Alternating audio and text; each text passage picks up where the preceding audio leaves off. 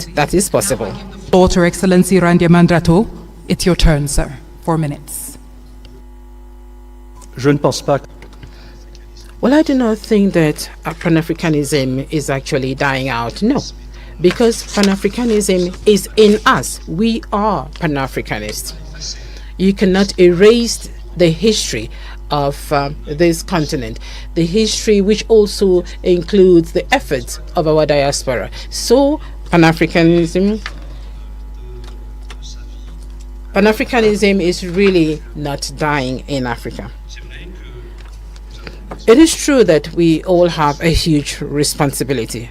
The current generation that we have to work to make sure that the future generation should not forget what our founding fathers actually had in mind when they were establishing the OAU, so that all those who are in Africa should continue to live the same dream the same dream.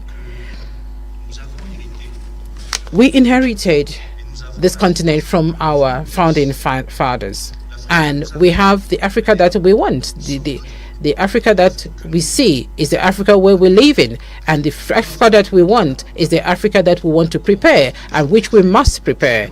And so there is a clear difference between the Africa in which we are and the African Union, which is our own home, the common house. And if the African Union Commission does not put in the right resources, the human resources and the financial resources, even the diplomats and the military, we will not get to where we want to be.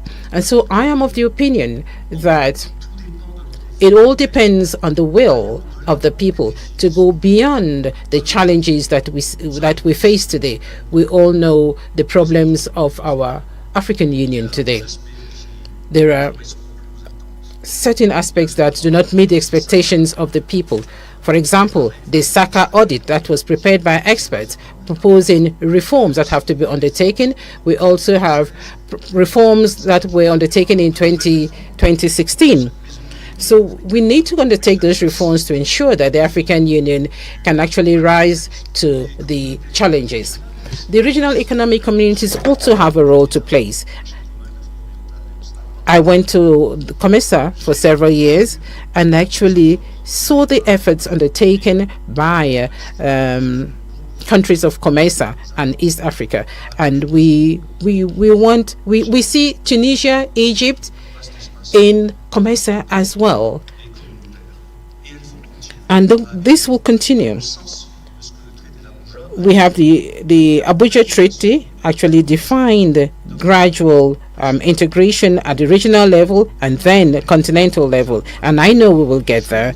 And I am going to work with the members of the next commission so that together we can actually make all of this easy. And lastly, I think we should also bear in mind, we should also think about the military bases, the foreign military bases in Africa, in African countries. Some countries have already started to take their own destiny in their hands in terms of their security. We should be brave enough, we should actually have that courage to make sure that we can actually stand out there as adults that can actually take their destiny in their own hands. Foreign military bases in Africa, we do hope that in a few years' time, those military bases will be a thing of the past, because these military bases are actually a source of conflict. Thank you. Thank you very much, Excellency Randra Mandriato, candidate of Madagascar. Now we listen to Raila Odinga, candidate of Kenya. Thank you.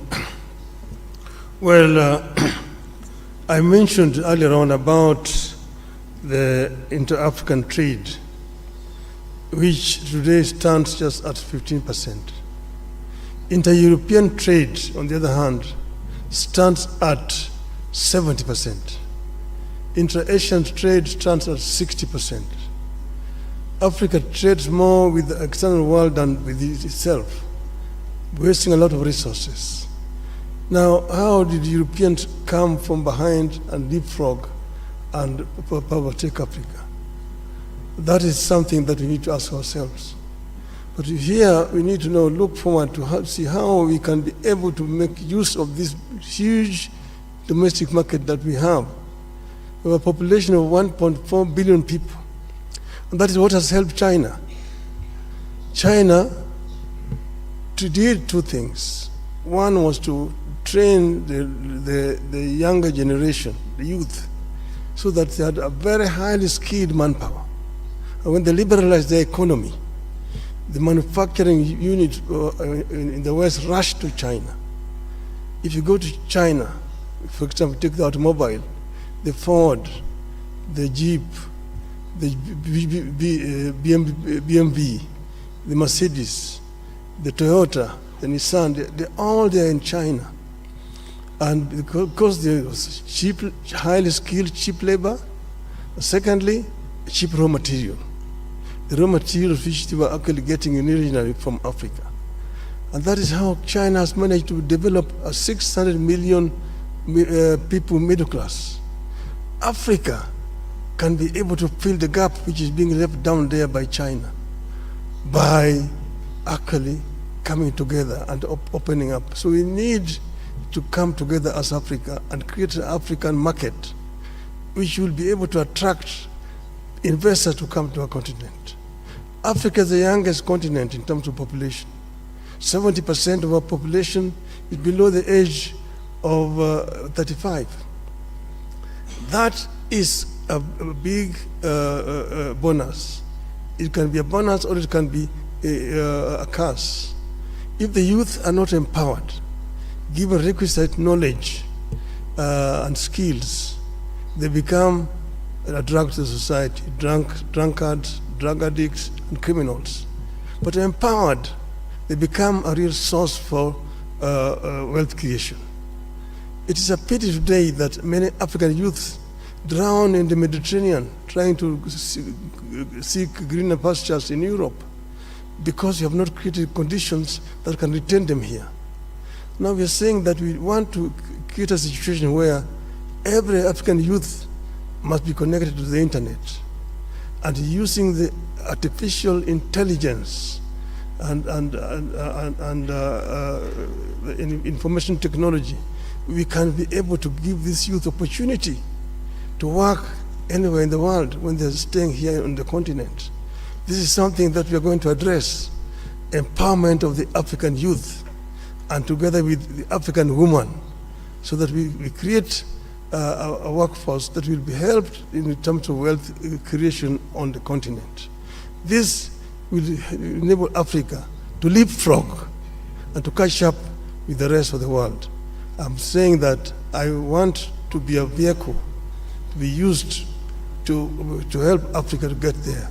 We will work together with all the leadership in the continent so that Africa moves. Thank you, Your Excellency. Thank you very much, Your Excellency Raila Odinga, finishing us on the third round. And now we move into the fourth and final round, and I give my sister the opportunity to open the envelope and tell us what the first or the last question rather is. Ladies and gentlemen, as a form of a reminder, after this we have a quick break, and after the break each of our esteemed candidates will have 2 minutes to share their closing remarks. Fatima? Dear candidates, your question is this one. The implementation of the key reforms at the African Union that were decided by the Assembly of Heads of State and Government has come to a standstill, and which has a negative impact on the structural stability and the financial viability of the Union, and also on the